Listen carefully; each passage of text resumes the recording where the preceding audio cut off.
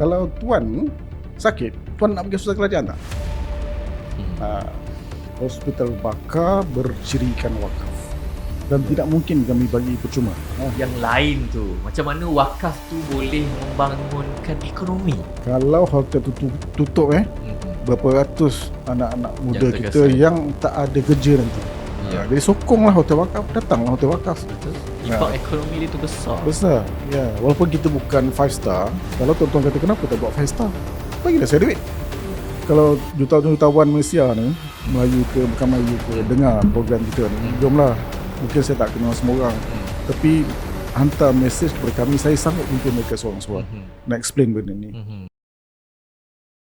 Okey, Yayasan Wakaf Malaysia punya Al-Quran hanya RM38 sahaja. Satu Al-Quran, Satu Quran. naskah. Satu naskah RM38 sahaja. Tetapi kalau kita lihat di luar tu, bukan sekadar di tepi jalan, hatta di masjid-masjid pun kadang-kadang ada dikatakan wakaf Quran, bagi RM20 tapi 10 nama. Betul. Contoh betul, ada yang RM10, ada RM20 Betul. Kalau RM20 tu, maksudnya kalau 10 nama dah RM200. Sedangkan dengan Yayasan Malaysia hanya RM38. Jadi keuntungan tu melampau-lampau.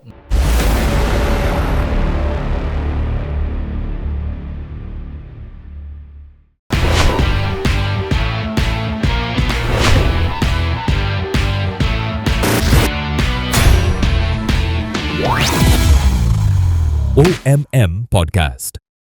Assalamualaikum, apa khabar? Berjumpa lagi kita dalam OMM Podcast tanpa tapisan cerita sebenar. Kami siarkan bersama dengan saya Din. Apa khabar semua? Dah ke menonton episod-episod lepas dalam OMM Podcast? Macam saya cakap tadi, kita akan bersembang tanpa tapisan cerita sebenar daripada siapa pula yang akan kami bawakan hari ini. Hari ini kita sangat beruntung kerana bersama dengan seorang yang sangat-sangat berpengalaman. Beliau ketika ini merupakan CEO Yayasan Wakaf Malaysia. Saya perkenalkan, tak membuangkan masa lagi, yang berusaha Dr. Rizwan bin Bakar. Assalamualaikum Doktor. Waalaikumsalam warahmatullahi wabarakatuh. Terima kasih jemput saya. Alhamdulillah. Terima kasih Doktor sudi meluangkan masa kita nak berborak-borak santai je hari Alright. ini. Cantik.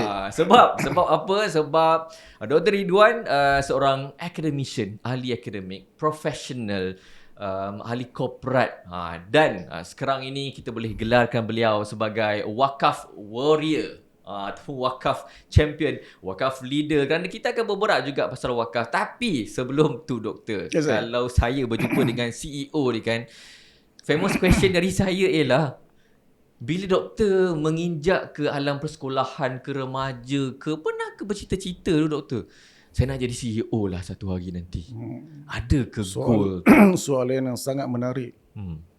Bukan sekadar CEO, saya nak jadi Perdana Menteri. Wow. Cita-cita saya. Kenapa macam tu? Sebab guru sekolah saya, masa saya sekolah dulu, pada tahun sekolah menengah 83-84. Okay. Saya adalah pemidatu terbaik sekolah-sekolah Malaysia. Pemidatu terbaik sekolah-sekolah Malaysia. Okey, sekolah-sekolah Malaysia tau, bukan negeri daerah. Bukan kampung mana. Bukan kebangsaan. Bukan jago kampung. Jadi guru saya pesan kat saya sebelum ambil SPM, dia kata, Rizwan, saya nak tengok ada Perdana Menteri dari negeri Selangor. Wah, kata saya yalah, masa tu kita tak faham. Tapi ia membuka minda ke saya, sebenarnya semua orang boleh jadi Perdana Menteri.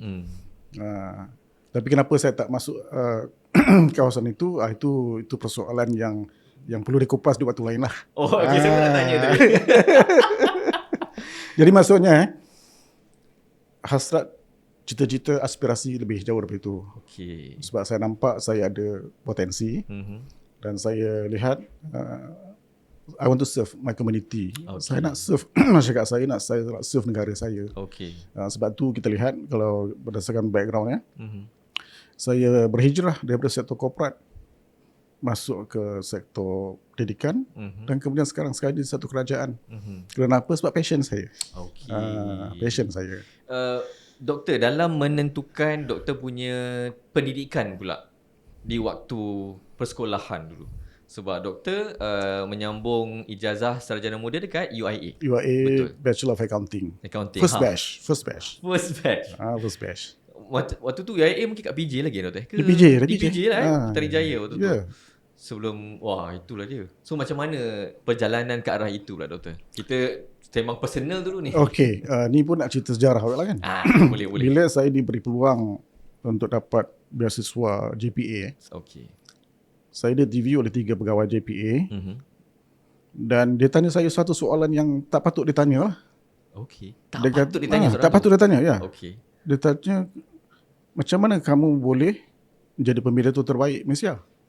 Uish. Oh, tak ada kena-mena dengan bidang yang saya nak kan. Okey. Tu saya explain lah. Bila explain semua, dia kata, okey macam ni lah. Kami bagi you belajar law lah. Dia tak bagi sambung Dia tak bagi saya buat accounting. account. Okey. Dia suruh saya buat law. Okey. Lepas tu saya kata, saya minat accounting.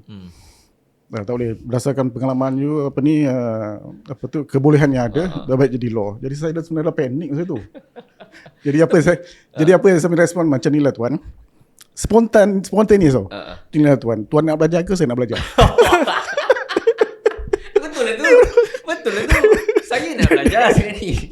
Jadi suasana yang serius macam semua gelak. Tapi doktor, saya pun nak tanya doktor. Saya pun nak tanya kenapa sebagai seorang peminatu terbaik, betul lah. Sepatutnya doktor ada strong dari segi seni berbahasa, Betul. berbahas. Berbahas. Kenapa tak sama dalam bidang law? Saya Macam tanya ni. lagi soalan. Okay, good. Sebab satu di kalangan ahli keluarga saya, abang saya law. Okey. Abang saya law. Jadi satu minat saya daripada accounting lah. Kedua, ahli keluarga saya tak ada siapa accountant. Dan statistik masa itu, ketika itu tahun 1980-an, Melayu Bumiputera yang jadi professional accountant sekitar 3% saja. Sangat rendah Sedangkan law lagi tinggi daripada accountant. Okey. Jadi saya menyahut cabaran tersebut lah untuk menjadi seorang accountant dan professional. Ya. Dahsyat lah doktor punya pemikiran dengan siap ada research sebagainya sebelum nak menyambung pelajaran tu. Dan kemudian dari ijazah sarjana muda first batch dekat UIA BJ. Ya. Kemudian menyambung sarjana. Sarjana di UK. Okey. Waktu tu ada macam break ke ataupun memang terus straight? Oh, saya belajar? bekerja. Bekerja dulu. Saya bekerja dalam 3 tahun. Lepas tu rezeki saya lah sebenarnya. Allah nak bagi saya scholarship. Saya melanjutkan pelajaran ke UK, buat masters dalam bidang finance. Okey. Begitu juga bila saya nak buat, ini pun satu cerita juga. Bila nak dapat beasiswa satu JLC di Malaysia ni, Okey. interview proses berlaku juga. Lepas tu dia tanya saya, macam mana saya jadi accountant? Okey. Datuk pengurusi tu dengan panel, Datuk tu sini tanya saya, macam mana you jadi accountant Rizwan? Saya pun pelik soalan ni. Saya dah praktis accountant 3 tahun. Dia tanya saya soalan macam tu kan. Soalan waktu interview beasiswa memang lain Lain. Boleh take note untuk adik-adik semua. Jadi Kadang kita prep lain, soalan lain saya kata saya memang accountant. Saya ada praktis pun. Dia kata no. Your profile doesn't reflect you as an accountant. Wah, terkejut saya. Profile. Masa you just imagine that was in year 95, 96, 30 tahun dulu kan. Okey. Dah ada lah personality test. Pada tu adik-adik luar sana kena tahu personality masing-masing. Saya tak tahu. Disebabkan proses interview yang ketat, 3-4 kali proses kan. Akhir proses interview lah. Jadi pengurusi dengan jawatankuasa yang memilih beasiswa ni, dia dah ada personality saya. Dan saya tak tahu personality saya. Saya cuma ambil test je. Dia tahu kan. Saya ambil test je. Dan masa tu online system from US, masa tu tak ada internet. Ya. Zaman tu tak ada internet. Jadi saya fahamkan nak dapat result tu pun ke sebulan. Okey. Sebab kalau based on result, semua orang mungkin ada result yang lebih kurang. Ya. Based on pengalaman, mungkin ada orang berpengalaman sebagai accountant 3 tahun. Betul. So dari segi personality. Dia tanya saya, personality you tidak reflect you sebagai accountant. Saya pelik. Saya kata, saya tak boleh jawab. Dia kata macam ni, Rizwan, you tak boleh buat masters in accounting, okay, masters in finance, you kena buat masters dalam bidang strategi. Sebab saya forward looking. Kalau you tanya tadi apa saya nak jadi, saya belum menteri. Kita nak jadi CEO. Forward looking. Tapi doktor, menariknya setiap kali doktor interview untuk beasiswa, mesti tukang temuduga tu menukar doktor punya, nak try tukar doktor punya betul. Bidang Betul. Jadi memang tukar di bidang lah waktu tu.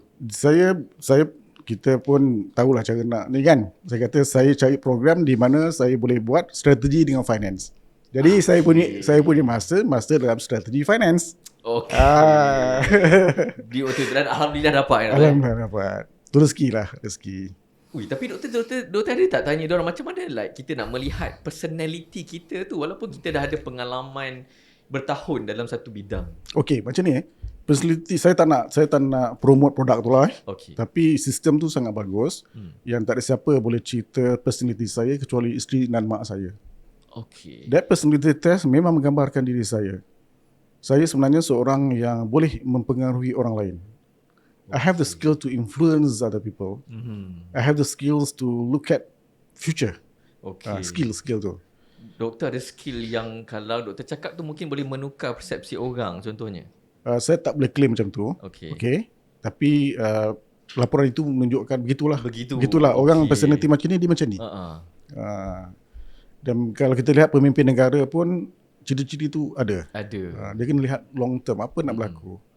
Macam saya lihat sekarang ni, saya tahu apa nak berlaku kat wakaf 10 tahun akan datang. Okey. Rasanya itu satu ciri seorang pemimpin yang perlu ada untuk mengenali profil diri juga sebenarnya doktor Ya. Dan kemudian doktor menyambung pula pelajaran ke peringkat PhD. Masa saya di UK, universiti menawarkan saya untuk terus belajar PhD. Okey. Tapi ketika itu majikan saya suruh balik lah. Okey. Kata Rizwan balik sebab jawatan manager dah tunggu. Macam tu zaman tu. Zaman sekarang struggle nak dapat kerja pun susah kan. Yelah doktor kata waktu tu 3% je kan yang Accountant. Ha. So dia suruh saya balik sebab jawatan dah tunggu. So saya konflik. Saya nak continue buat PhD 3 tahun lagi atau saya balik. Tapi Waktu saya tu balik buat master berapa tahun? setahun lebih lah. Okay. Jadi saya buat keputusan balik sebab arwah bapak saya sakit masa tu. Okay. Jadi saya buat keputusan tak apalah, saya pentingkan arwah bapak saya. Saya balik Malaysia lah. Dan saya buat PhD part time di Malaysia. PhD part time. Sebab tu pelajar-pelajar saya masa universiti dulu. Pelajar-pelajar saya yang buat PhD dengan Arab ke, orang Melayu ke, Cina ke, saya challenge diorang. If I can complete PhD in 3 years, okay, dalam keadaan part time, takkan you full time nak buat 5 tahun? So tugas kita sebagai contohnya sebagai profesor ataupun ketua penyelidik dan sebagainya untuk mempengaruhi pelajar-pelajar ni lah. Supaya tidak buang masa. Baik. Sebab masa kita tak banyak, kehidupan kita pun kita tak tahu bila. Jadi buat yang terbaik. Okey. Doktor, saya ada soalan personal yang mungkin nak tahu juga oleh sesiapa yang sedang menonton yang stuck sekarang ni, nak sambung tak sambung. Dah ada master sarjana tapi tak confident nak sambung PhD. Apa yang drive doktor waktu Okey, sebelum tu saya nak bagi tahu, ni nak promote sikit lah. Silakan. Saya ada tulis satu buku bernama Bila Pintu Hati Terbuka. Okey. Itu tahun 2008 kata saya. Okey. Dalam buku tu saya ada tulis macam mana saya boleh siapkan PhD saya dalam tempoh 3 tahun. Tip-tip semua Saya dalam kena cari buku. kena baca. Macam mana saya 3 tahun. Okey. Dia sebenarnya orang buat PhD ni tak semesti dia pandai. Okey. Tapi dia ada faktor-faktor lain yang boleh mendorong kita untuk berjaya. Tu kita mungkin buat slot lain lah, macam mana PhD Betul. dalam tempoh singkat. Dan tempoh singkat dah 3 tahun kan? Dalam 3 tahun. Part time pula tu. Part time. PhD dalam apa doktor waktu tu? Dalam bidang finance. Dalam bidang finance. Dan bila doktor terjun pula ke bidang akademik? Okey. Saya dengan corporate lebih kurang dalam 21 tahun situ. 21-22 tahun. Okey. Banyak pengalaman corporate lah. Okey. Kalau doktor boleh sebut waktu tu syarikat. Saya tak nak sebut nama syarikat lah. Okey. Baik. Cuma saya nak bagi tahu bahawa proses yang saya alami adalah menjadikan saya lebih matang lah. Okey. Sebagai manusia, sebagai pemimpin, sebagai pentadbir. Kita bukan sekadar menguruskan pejabat, menguruskan isteri, anak, mak, bapa kan, mak mertua, semua tu cabaran lah. Dia ada kerja, dia ada peribadi. Balance life, ya, tu bukan mudah lah. Sebab expectation corporate berbeza. Jadi bila dah 21-20 tahun tu, saya belajar part time. Okay, bila dapat PhD tu, saya tukar, switch. Bagi saya nak contribute back balik kepada asas apa saya nak buat dulu. Saya nak bagi ilmu balik kepada masyarakat. Cukuplah 20 tahun dekat corporate. Betul. Kan? Cukuplah. 21 tahun tu accountant dan juga bahagian corporate yang lain lah. Corporate strategy dan sebagainya lah. Okey, baik. Jadi bila saya masuk universiti, Di situlah sebenarnya banyak masa saya menulis. Di corporate dia tak ada masa nak menulis. Termasuk buku yang Saya tulis tu Bila Pintu Hati terbuka. 2008. Okey. Lama dah tu. Okey. Siapa ada tu BPM saya. Ya. Ya.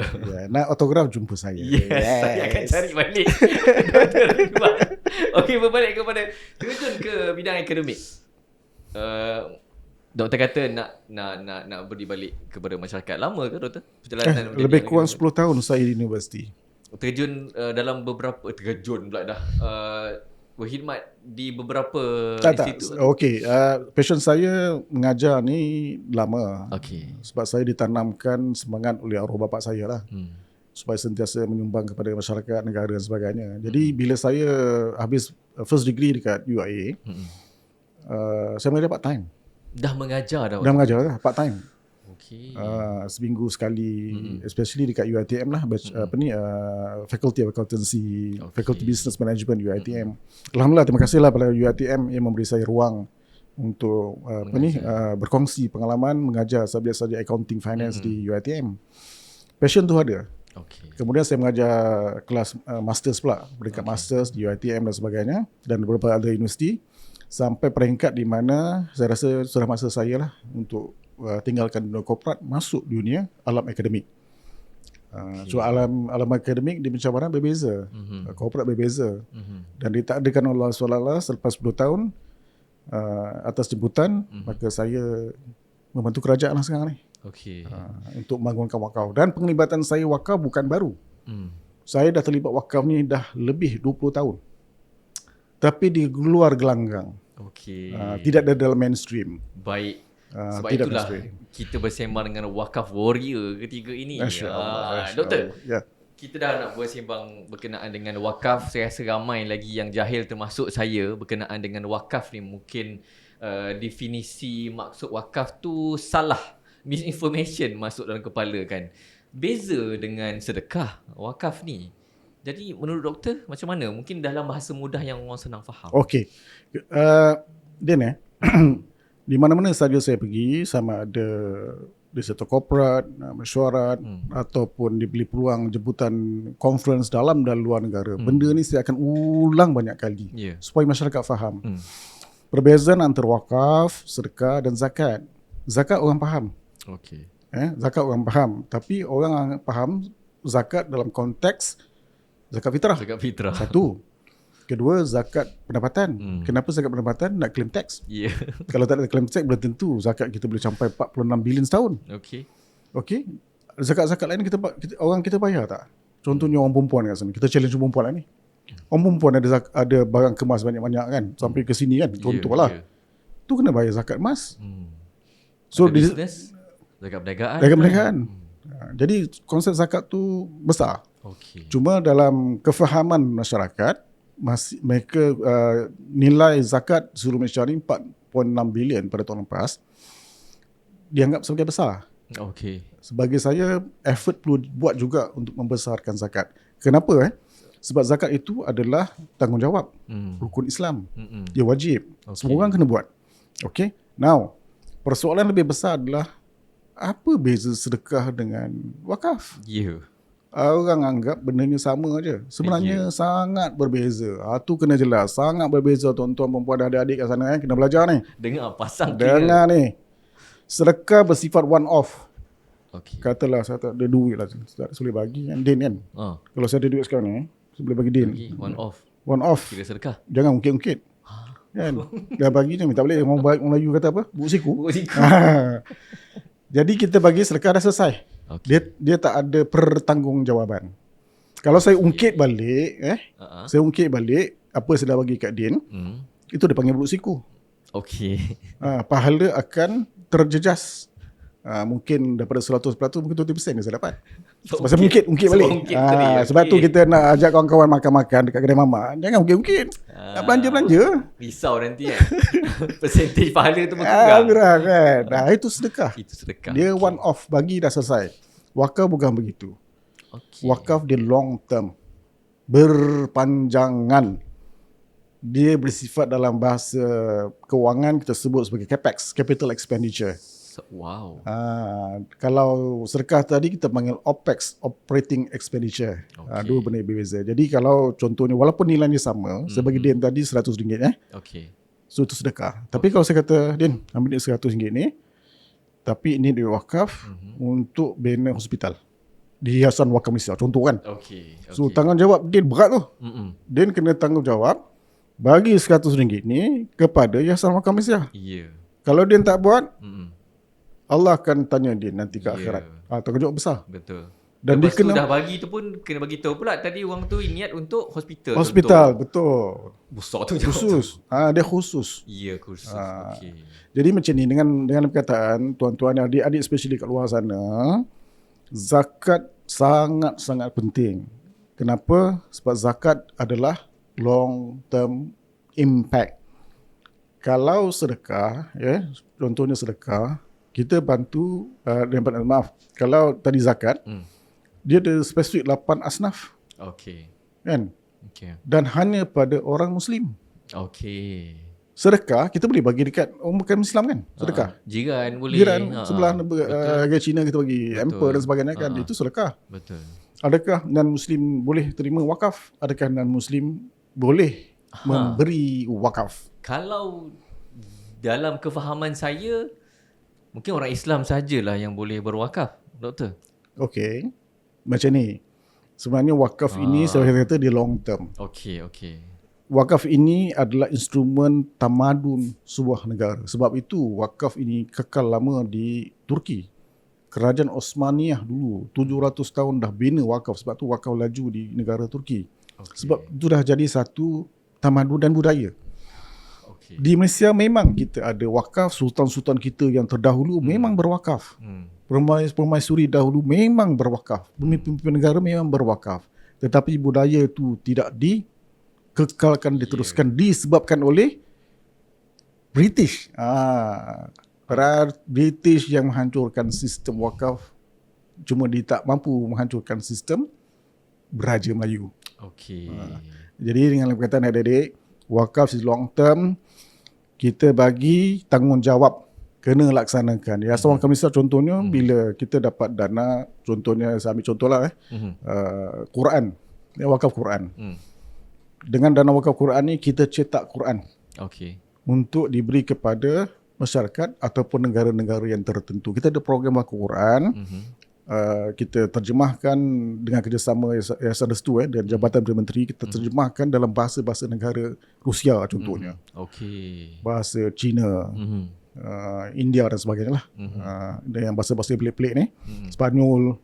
Okay. So itu wakaf Quran yang kita kena tanggungjawab bila terima, kita tanggungjawab lah. Ya, dan untuk laksanakan. Dan wakaf ni pun memang ada banyak lah Doktor. Tapi sebelum kita nak tengok ada beberapa banyak wakaf tu, Doktor kata dah lama sebelum ni kan di luar, lepas tu masuk ke yayasan, dan yang saya tahu kat sini Doktor pun dah menjadi ahli lembaga pemegang amanah yayasan dari 2019 ke 2021.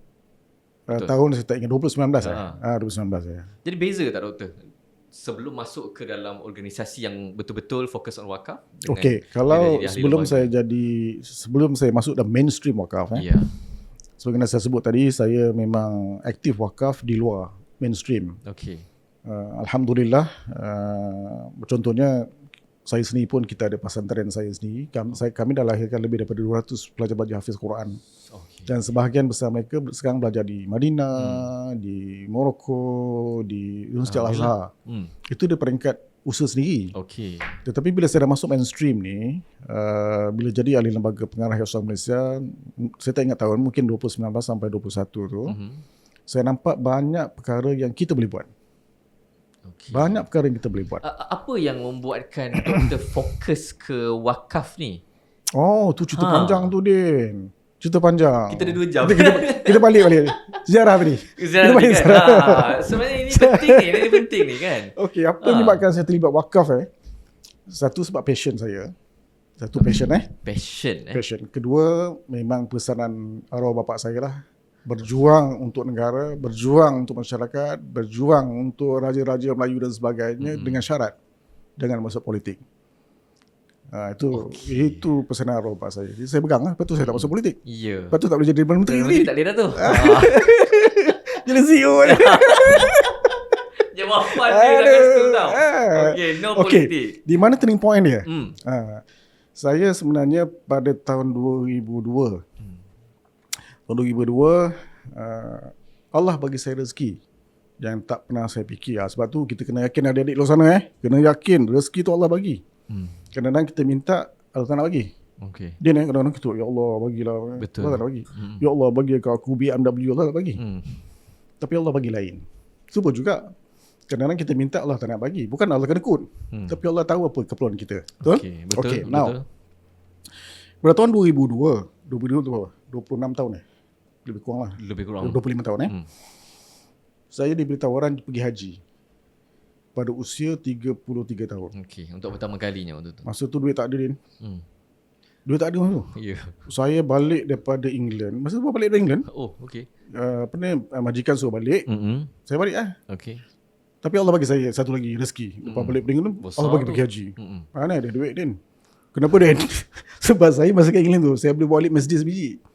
Saya bawa balik Mercedes sebiji. Oh, dia bawa balik Mercedes. Sejarah.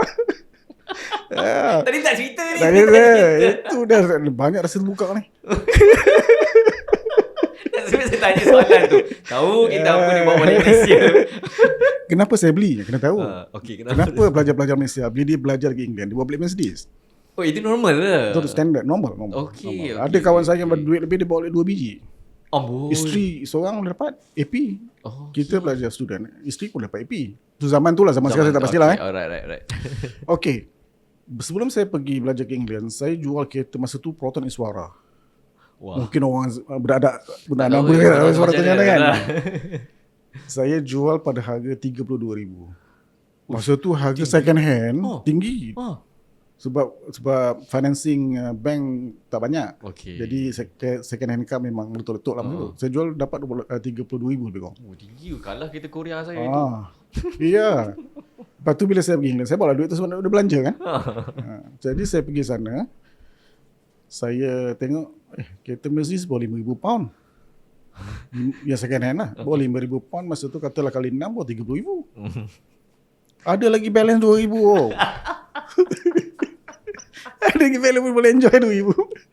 Itu yang beli tu. Lepas tu beli. Okay. Kalau harga dia 70,000, 85,000 tak belilah. Kan. Peluang ada, kita beli Okey, itu cerita di sebalik Kereta konti haji. di Dia sebab tanah dia ada kena mengena dengan haji tu. Okay, baik. Bila balik Malaysia, duit tak ada. Masa tu saya muda lagi kan. Duit tak cukup nak pergi haji. Masa tu kos tak banyak pun, 8,500. Waktu tu? Zaman tu pergi haji 8,585. Oh, waktu tu lah. Sebab tu handphone saya nombor dia 8585. Sampai sekarang. Ya, handphone saya dan handphone isteri saya belakang ni 8585. Kereta semua kereta 8585. Sebab saya ingat haji tu. Okay, ada cerita ada dia. nostalgia. Now, apa yang berlaku? Bila tak ada duit ni kita fikir nak bagi haji ni takkan nak pinjam duit orang kan. Dah tak mampu dah tu kiranya. Jadi saya menangis, saya jual Mercedes saya. Saya jual Mercedes saya. Ada hikmah dia tu. Dia kenapa dia nostalgia? Sebab kereta Mercedes tu saya gunakan untuk tujuan dakwah masa belajar kat UK.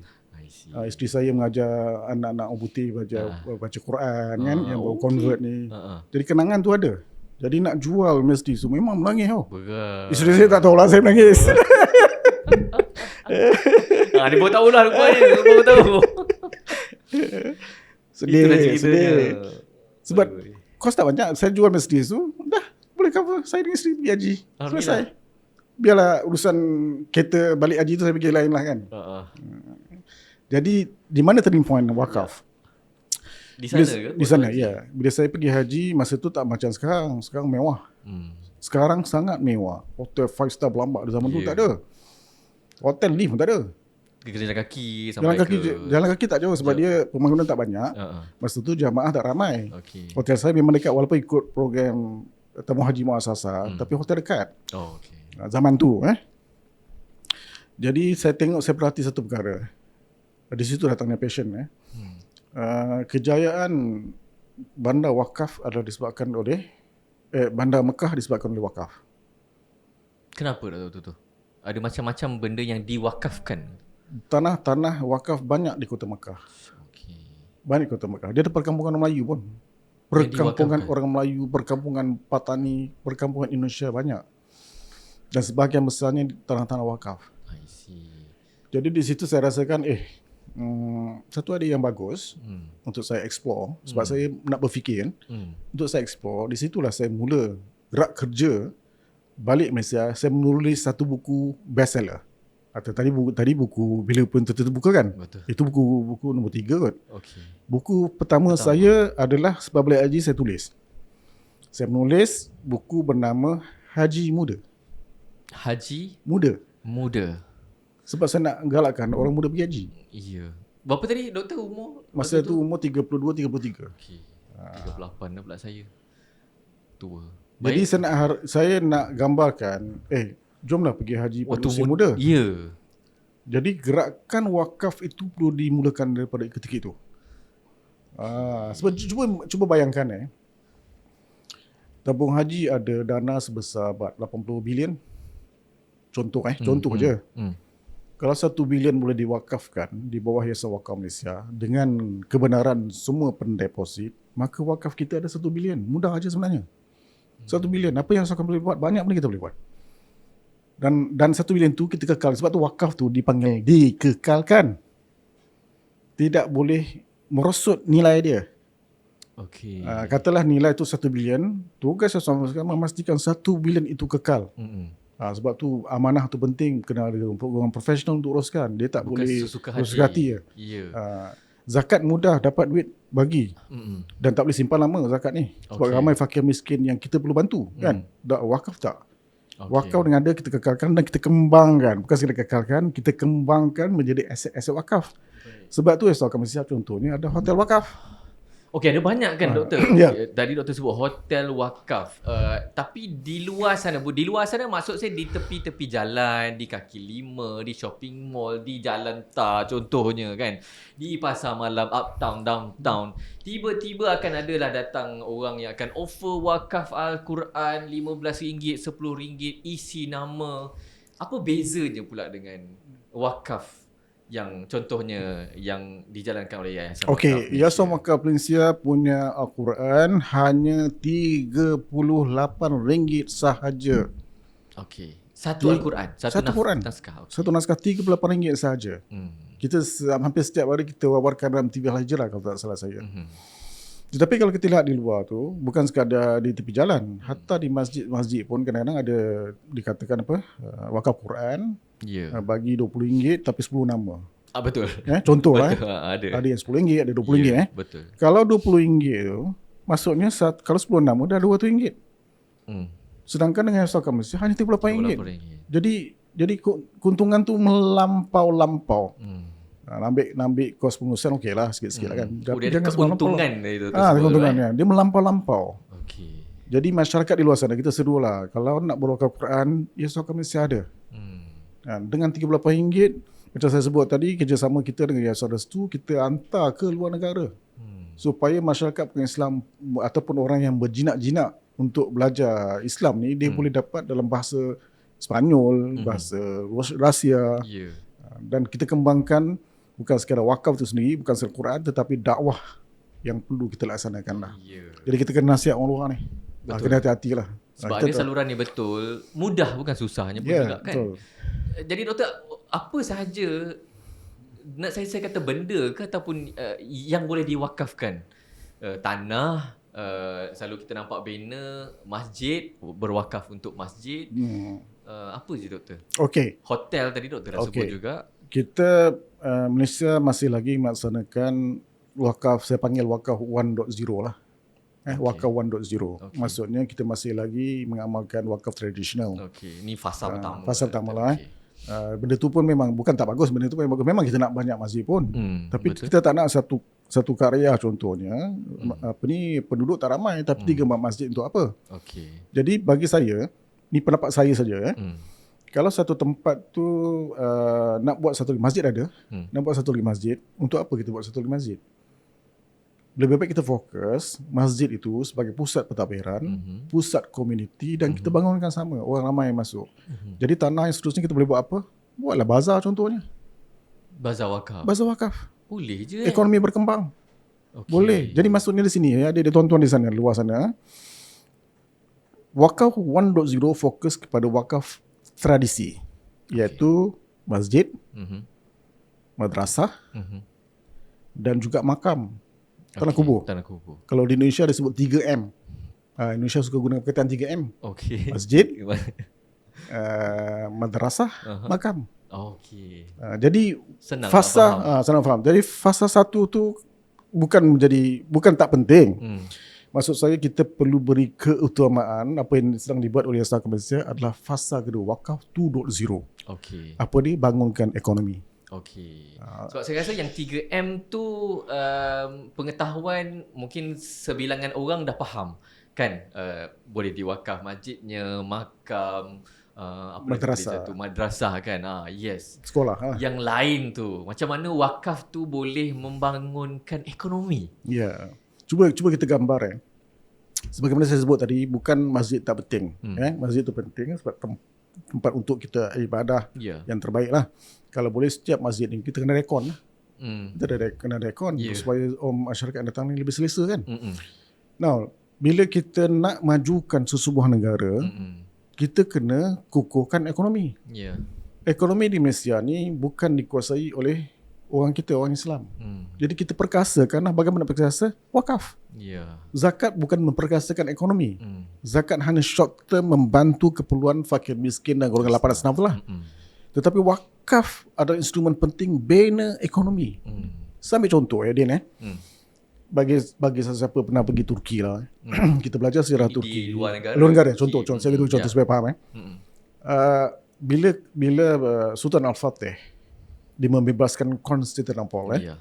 Perkara pertama yang Sultan Al-Fatih buat adalah membebaskan Hagia Sophia, muzium tu. Yang kemudian Erdogan dijadikan dia masjid pula kan. Hagia Sophia ketika Sultan Al-Fatih membebaskan Konstantinopel, ianya adalah gereja. Okay. Now Sultan ketika itu, Sultan Al-Fatih gunakan duit poket dia sendiri, berwakaf membebaskan Hagia Sophia. Dia bukan free.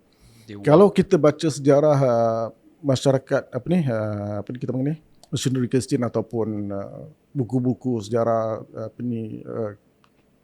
Mas Ali ni, dia mengatakan bahawa orang Islam ni merampas Hagia Sophia. Itu Fitnah cerita dia. Tetapi sejarahnya bukan dirampas. Di-offer, dia dibayar untuk diambil balik jadi masjid. Okay. Now, apa impact dia? Kalau siapa pernah pergi Istanbul, di sekitar Hagia Sophia ada satu lagi masjid, Blue Mosque. Di sekitar situ pun ada bazar, Grand Bazaar, Spice Market. Semua itu adalah sektor ekonomi wakaf. Berapa ribu kedai-kedai dekat Grand Bazaar tu. Bukan sikit. Dia bukan macam Central Market kita kecil. Dia besar. Beribu kedai-kedai kecil kan. Besar tu. Kalau satu kedai, sewa contohlah, RM1,000. Sebulan berapa dah tu? Dan digunakan hasil dana sewa kedai-kedai itu dijanakan sebagai sumber ekonomi. Sebahagiannya adalah untuk buat reservation Hagia Sophia. Jadi dengan lain perkataan, bila ekonomi itu berkembang, kita boleh gunakan juga dana hasil keuntungan untuk protect masjid kita. Bagi buat program ke masjid kita. Saya ambil contoh lah, itu kisah di Turki. Saya ambil contoh Malaysia.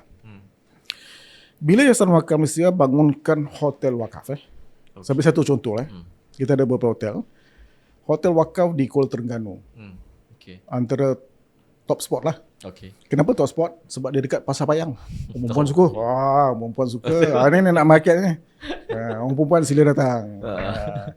Dia buka sekadar dengan Pasar Payang untuk shopping. Tetapi depan dia adalah juga masjid. Apa faedah hotel wakaf? Pertama, kita bina aset wakaf. Aset dah ada dah. Daripada tanah wakaf kosong, kita bangunkan aset wakaf. Itu kita nak. Dan nilainya dalam 30-40 juta. Sekarang duit untuk membangunkan hotel tu pun duit wakaf lah kan? Duit wakaf? Ya, duit wakaf. Okey. Bila dah bangunkan hotel, apa faedah dia? Kita menjana ekonomi setempat. Contohnya, pekerja-pekerja kita, lebih kurang dalam 95%, 96% adalah golongan anak-anak kampung, asnaf, B40. Kita bagi dia peluang pekerjaan. apa ekosistem kita develop, supplier. Hotel perlukan contohnya ikan, ayam kan. Siapa yang bersama-sama kita? Orang kita lah. Jadi ekonomi pun kita kembangkan. Itu satu hotel. Dan apa faedah pada masjid? Setiap bulan kami bagi masjid 3,000 sebulan. Masjid tak minta, kita bagi. Sebab ada daripada Sebab ada hasil. Betul. Jadi ini satu contoh di mana kita perlu kembangkan ekonomi. Ya. Bila ekonomi kukuh, lagi ramai orang yang kita boleh tolong. Faham. Sebab kalau tengok dari segi matematik ekonomi macam mudah je lah. Ya. Sebenarnya kenapa dia tak dibudayakan? Mungkin salah satu cabarannya doktor, kalau dalam kewangan kita ada literasi kewangan. Ya, betul. Literasi wakaf tu Ya. sendiri. Ya. Dari waktu mula doktor menjejakkan kaki sebagai ahli lembaga pemegang amanah Yayasan Wakaf Malaysia, sampai ke hari ini doktor macam mana perkembangannya? Okey, kita nampak positif progress. Ada perkembangan yang sangat positif. Cuma perlukan sokongan dari semua pihak lah. Bukan sekadar kerajaan persekutuan, kerajaan negeri, tetapi sektor korporat dan juga masyarakat keseluruhannya. Jadi bagi saya ini memerlukan perancangan jangka panjang. Dia wakaf ni bukan short term. Okey, impact dia pun bukan short term. Kalau orang kata apa wakaf buat? Nak bina hospital mau 5 tahun. Proses tu dah 2-3 tahun, nak bina lagi 2 tahun, dah 5 tahun. Jadi kalau nak lihat, kita ni bukan jin zaman Nabi Sulaiman. Kan? Boleh sekelip mata. Cakap ambil pindahkan hospital lepas sana letak dekat dekat Malaysia kan. Yeah. Jadi sekurang-kurangnya 5 tahun, impact dia jauh. Jadi bagi saya juga merayulah kepada Kementerian Pendidikan supaya kita buat kerjasama dengan Kementerian Pendidikan supaya silibus wakaf, sedekah dengan zakat ni ada di peringkat sekolah rendah. Ya. Itu penting sebab nak wujudkan budaya tu. Betul. Yang sekarang ni berdasarkan statistik kami yang banyak berwakaf ini adalah golongan warga emas. Okey. Yang banyak wakaf statistik. Ya. Dan dalam satu lagi statistik saya tak ingat berapa peratus tapi majoriti yang berwakaf dengan Wakaf Malaysia adalah perempuan. Okey. Perempuan. Lelaki kurang. Lelaki kurang mungkin tanggungjawab dia besar kan. Jadi Setuju. dia kurang Setuju, berwakaf. mewakili lelaki. Kurang Mewakili lelaki, suami dan seorang bapa bekerja. Saya Ya. setuju tu. Sebab kalau tanya saya terus terang doktor, Ya. memang kalau tanya saya pernah berwakaf apa, berwakaf Al-Quran, yang itu dah tadi yang di tepi-tepi jalan tu, bukan melalui yayasan wakaf. Tapi bila Betul. saya mengetahui betapa dia boleh memberi impak yang besar kepada ekonomi setempat, Ya. saya rasa terdorong lah untuk berwakaf dengan lebih banyak, kan? Ya betul. Selain daripada wakaf Betul. Al-Quran. Ya. Ya. Wakaf Quran tu termasuk dalam perspektif wakaf tradisi, wakaf 1.0 lah. Ya, betul. So wakaf tu 2.0 ni yang kita nak push. Tapi bagi nak push dia kena start daripada bawah. Ya. Jadi peranan kerajaan, peranan Kementerian Pendidikan sangat penting. Peranan Kementerian Pendidikan Tinggi pun sangat penting dan kemudian masyarakat keseluruhannya lah. Sebab dia bukan kerja Yayasan Wakaf Malaysia saja. Bukan urusan Majlis Agama Islam negeri saja. Tetapi wakaf ini adalah urusan semua orang. Dan di akhirat nanti Allah akan tanya. Kan dah berwakaf banyak ke? Sikit ke kan? Contohlah, contoh. Wakaf Al-Quran je RM12. Ekonomi orang lagi susah kan. Betul. Jadi kita nak keluarkan masyarakat kita, asnaf-asnaf ni supaya dia boleh hidup sendiri, maka dengan wujudkan banyak peluang-peluang pekerjaan, sumber-sumber ekonomi, perdagangan kecil dan sebagainya. Saya ambil satu contoh lah Din. Apa doktor? Antara kerjaan Yayasan Wakaf Malaysia adalah satu program dipanggil Wakaf Armalah. Wakaf Armalah Armalah. untuk orang perempuan, Oh, single mother. okey. Orang tanya saya kenapa? Single Habis mother. single father tak ada. Single father jangan disebut. Jadi dalam kajian kita sebelum kita buat kajian. Ya. Dalam pengalaman di Bangladesh contohnya, bila diwujudkan satu microfinance, Islamic microfinance, sebenarnya yang orang yang peminjam yang taat membayar balik adalah perempuan. Lelaki ni berat sikit nak bayar. Ya. Tak tahu kenapa. Mungkin sebab tanggungjawab tadi lah. Itulah tadi. Jadi kita pun sebab duit wakaf ni berisiko. Islamic microfinance dia bukan wakaf. Wakaf duit kita tu duit berisiko sebab dia wakaf. Kita kena kekalkan.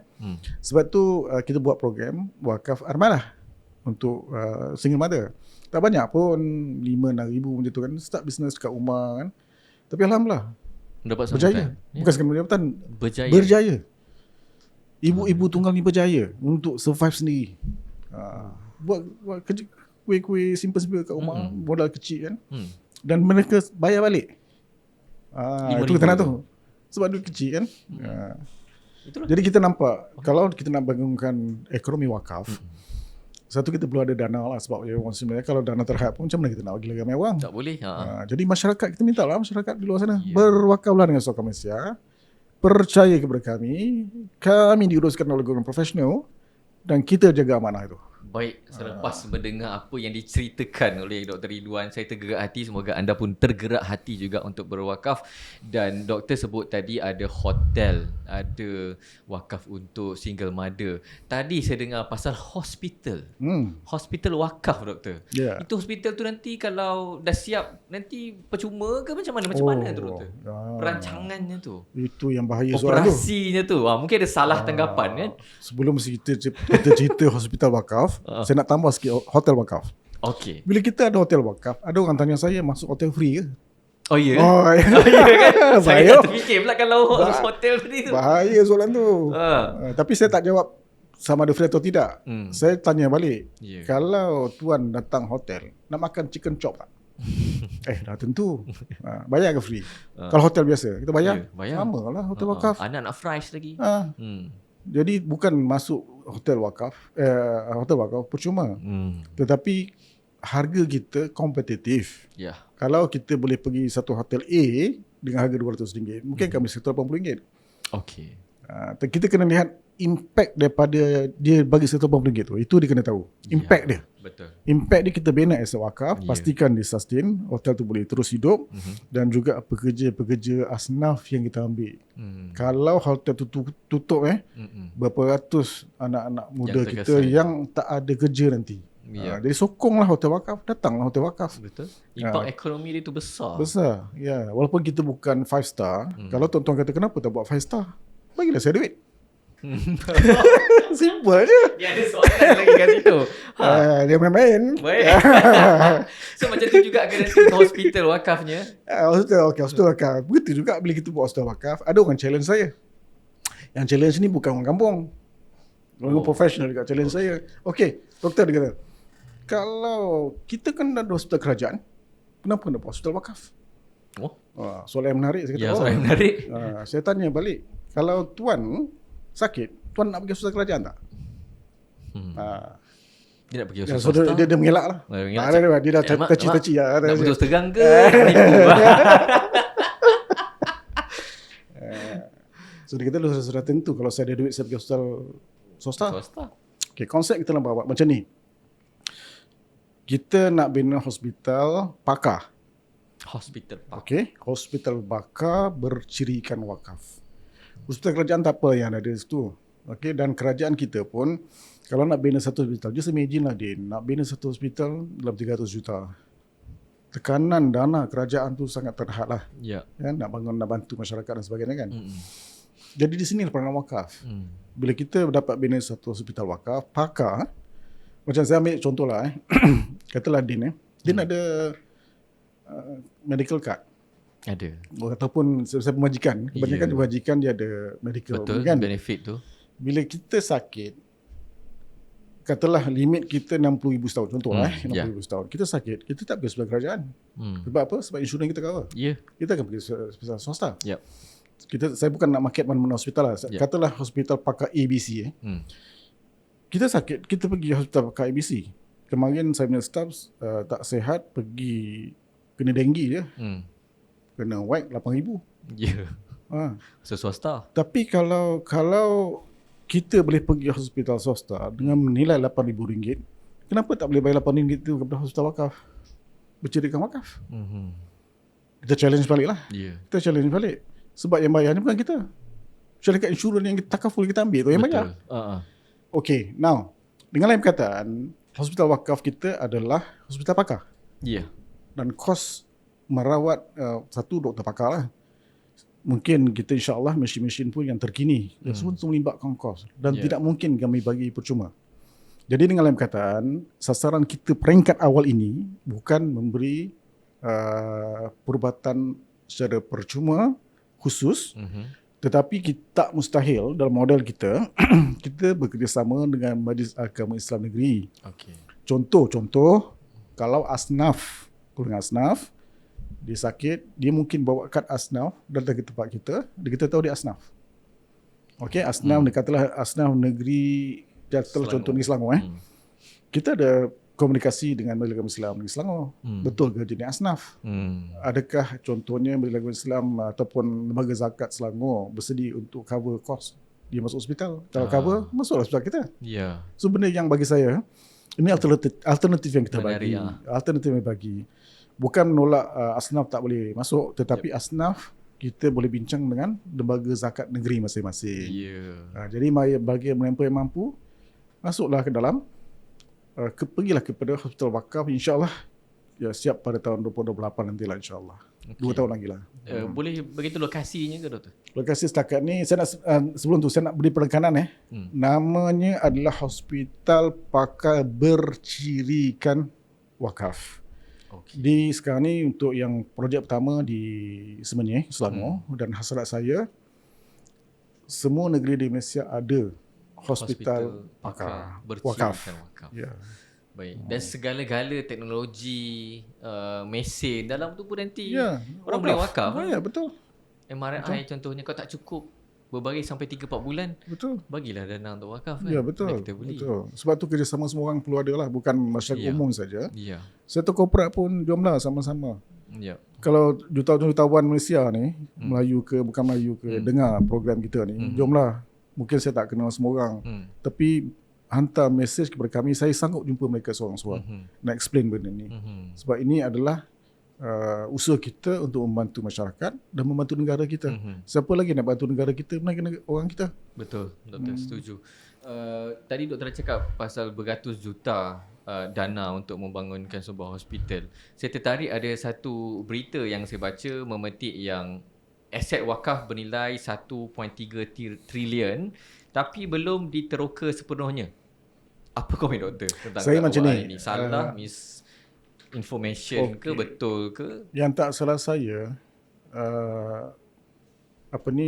maklumat tersebut dibentangkan dalam satu forum, kemudian dilaporkan oleh AFN News. Masa tu saya di universiti. Jadi saya ada banyak masa tengok betul kan? Sebenarnya mereka pun tak pasti. Betul ke 1.3 million ni? Dia kata estimate. Estimate based on what?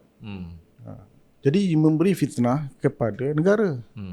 Memberi fitnah kepada menteri agama dan juga kepada Jabatan Wakaf, Zakat dan Haji yang menguruskan data tu. Tetapi data terkini pada tahun 2024 tak salah saya menyebut bahawa sebenarnya tanah-tanah ni telah dibangunkan lebih kurang 80% telah dibangunkan. Hanya 20% je tidak dibangunkan. Tetapi dalam kajian-kajian akademik lainnya mengatakan 80% tidak dibangunkan. 20% dibangun, hanya 20% dibangunkan. Jadi berlaku konflik data tu. Jadi bagi saya berpegang kepada data yang dikeluarkan oleh Jauhar lah. Di mana 80% telah dibangunkan, 20% tidak dibangunkan. Dan kita kena tahu kenapa 20% itu tidak boleh dibangunkan. Kenapa doktor? Kerana tanah-tanah ini tak sesuai untuk dibangunkan.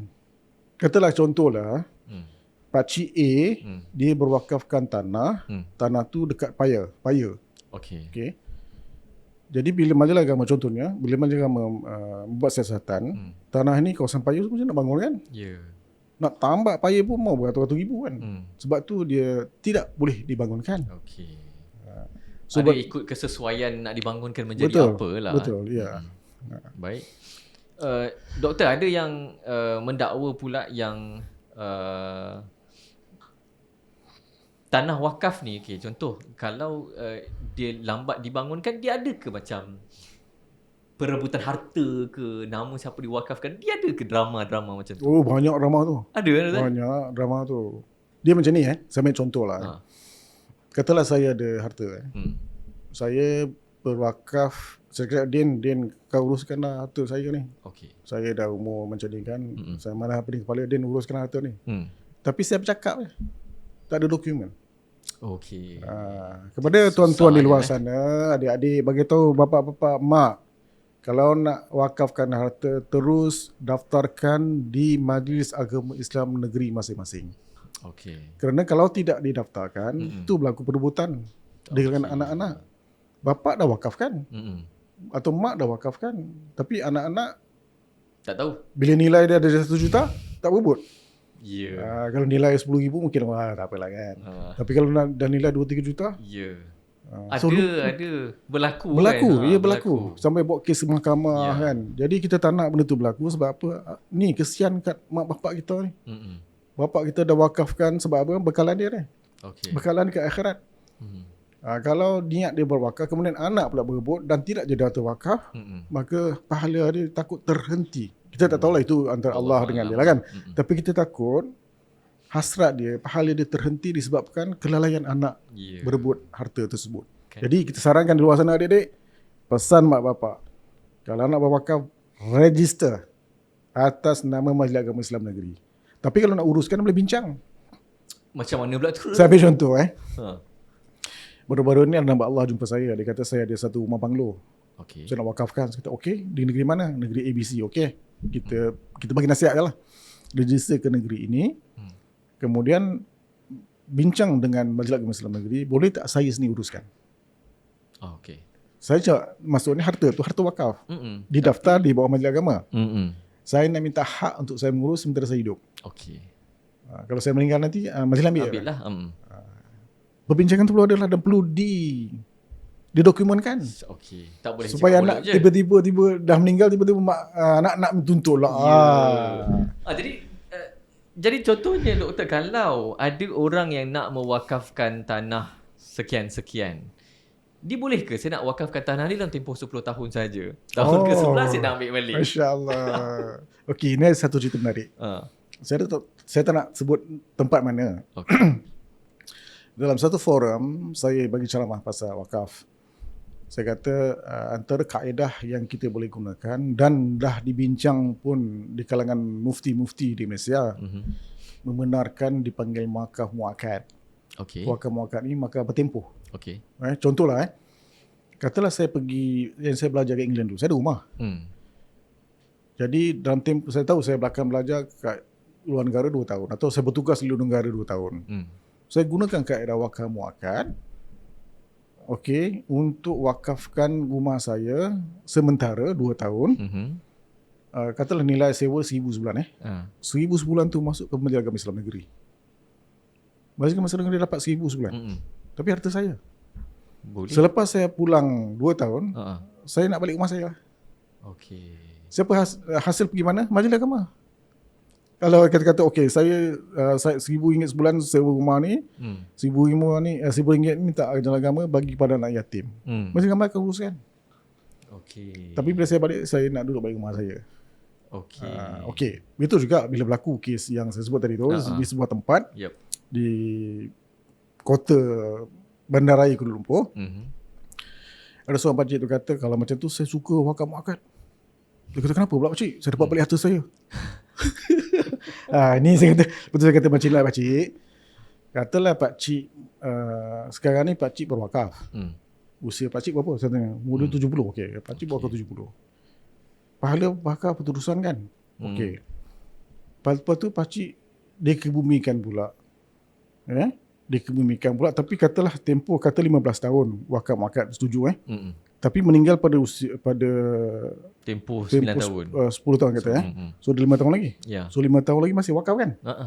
So dia masih enjoy walaupun dia berada dalam bazar, dia kubur, dia masih enjoy 5 tahun kan? Apa tiba-tiba lepas 5 tahun dah putus tu, kembali kepada orang ataupun anak dia contohnya. Pakcik daripada kubur pakcik terang tu gelap tu. Daripada tubuh yang terang tu tiba-tiba pakcik kata, alamak apa? Tiba-tiba gelap. Sebab pahala wakaf dah balik ke anak. Tak jadi wakaf dah.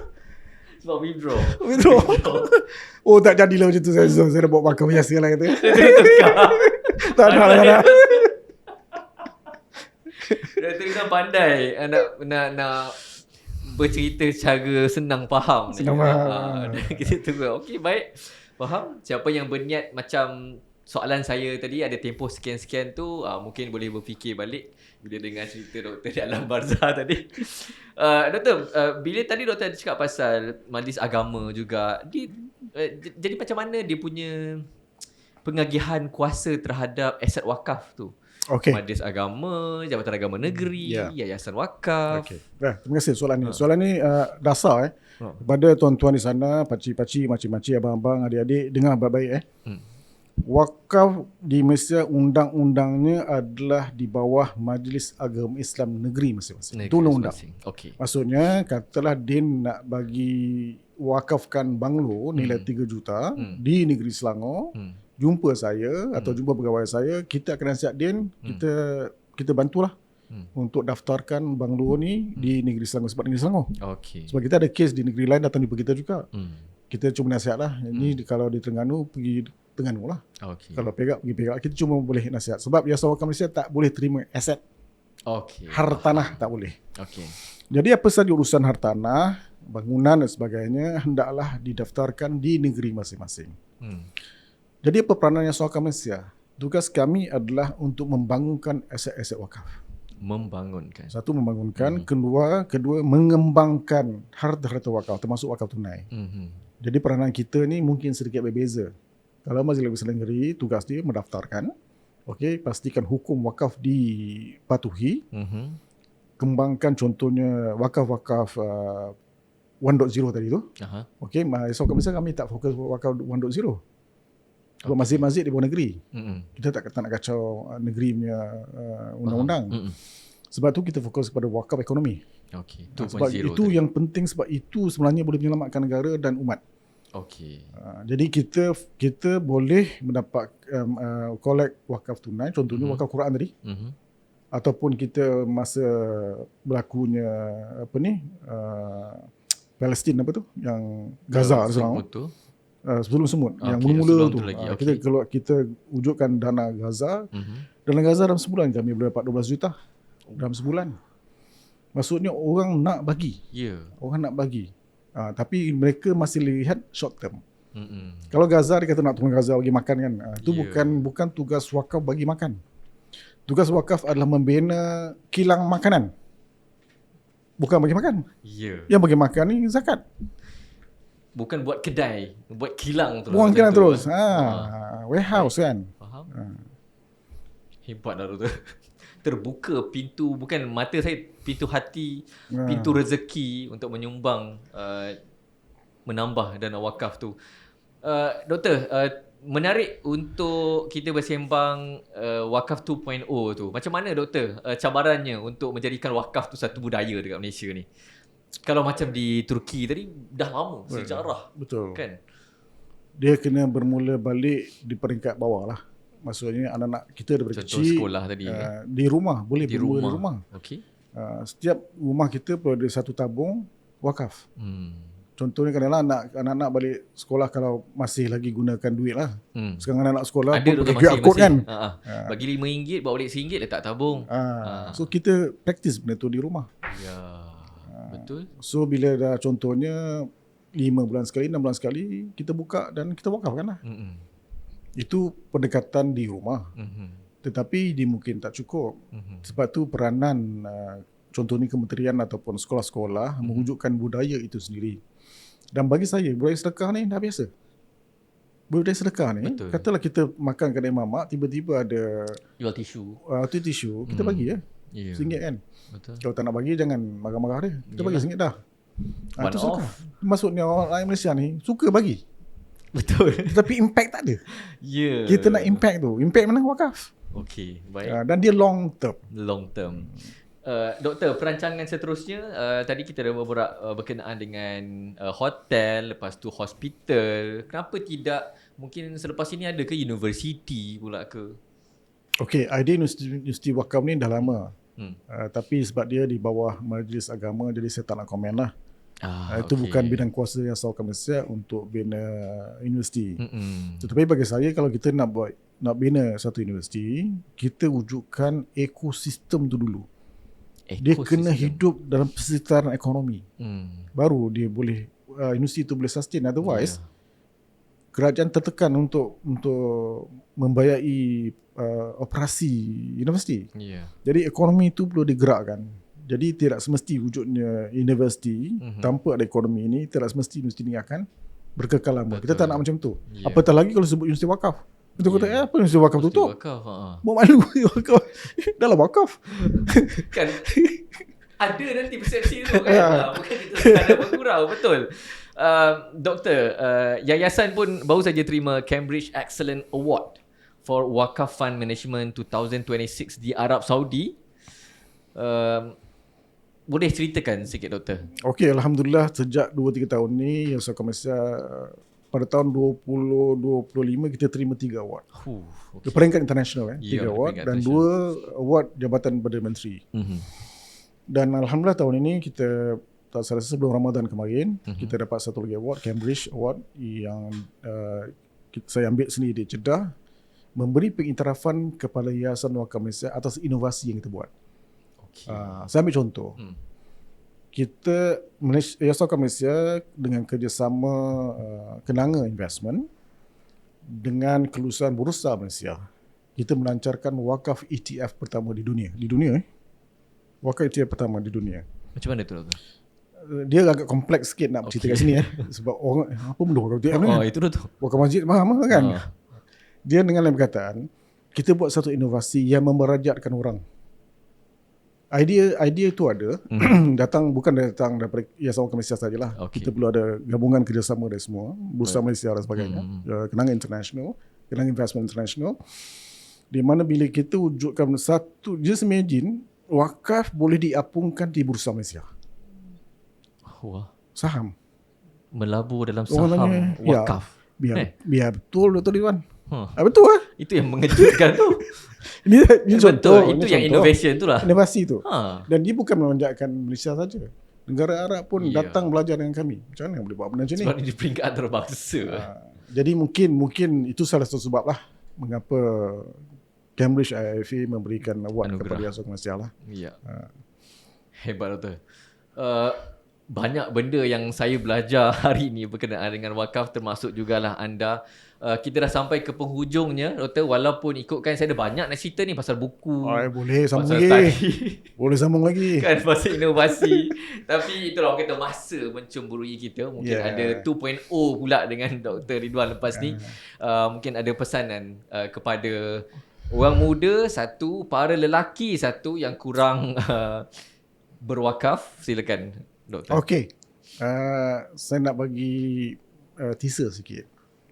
InsyaAllah Yayasan Wakaf Malaysia menuju ke Wakaf 3.0. Okey. Nak mencapai Wakaf 3.0, kita kena menjayakan Wakaf 2.0, ekonomi tu. Selagi ekonomi tak ada, wang dah wakaf tak besar, selagi itu kita tak akan menjayakan Wakaf 3.0. Contoh, supaya faham depan dia ni model apa? iPad. Kami sedang berusaha untuk bangunkan Wakaf iPad. Dan why not semua orang pakai? Ya, betul. Pada harga lebih murah, satu iPad ni berapa? RM5,000? RM7,000? Dah kurang. Mungkin kami tengah proses negotiation. Mungkin kos untuk kita keluarkan satu wakaf iPad macam ni dalam RM1,500, RM2,000. Dan satu Malaysia boleh pakai. Ya. Semalam saya ada tetamu daripada kerajaan Oman kan. Mereka dah ready nak beli. Okay. Kita belum market kat Malaysia lagi ni. Pak Arab ni nak beli dah sebab dia ada duit. Tablet wakaf So kenapa kita nak itu, kita sambung di waktu lain. Dengan lain perkataan, tuan-tuan di luar sana, pakcik-pakcik, makcik-makcik, abang-abang, adik-adik, jutawan korporat, orang awam, jomlah sama-sama bangunkan wakaf melalui Yayasan Wakaf Malaysia. Kerana apa? Satu, ianya adalah ibadah. Kedua, wakaf ini adalah perjuangan.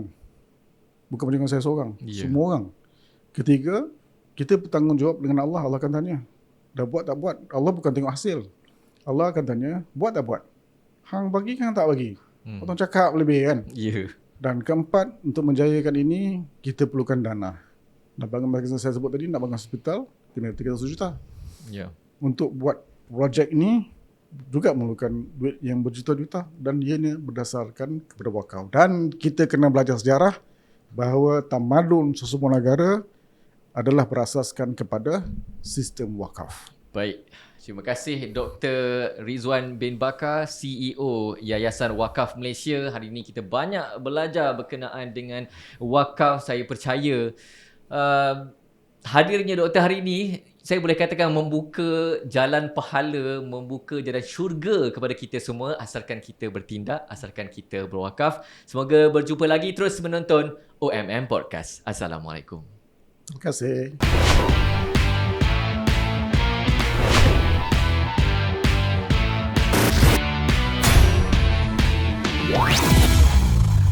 OMM Podcast.